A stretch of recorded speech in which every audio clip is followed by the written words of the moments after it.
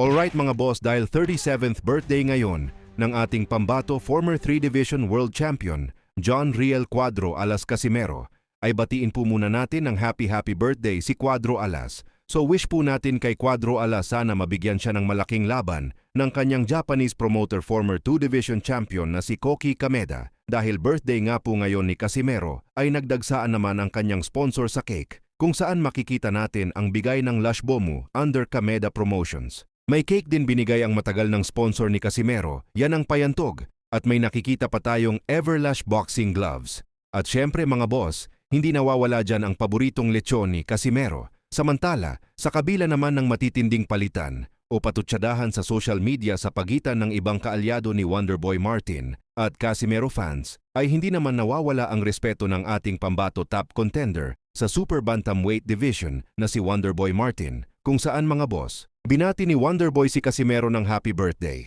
So ganyan lang dapat mga bossing. Mahirap naman pag-away-awayin natin ang kapwa Pinoy na parehong mandirigma. Samantala base nga po sa caption na ito ni Cuadro Alas, ay alam na nga raw natin, let's go daw sa April.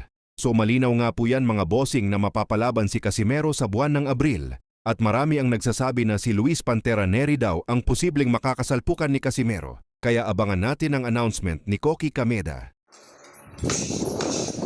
Wala.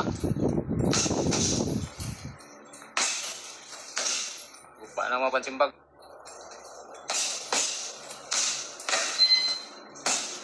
Wala, pagkukuha na dali ang kuhan. Mapansimbag. Wala.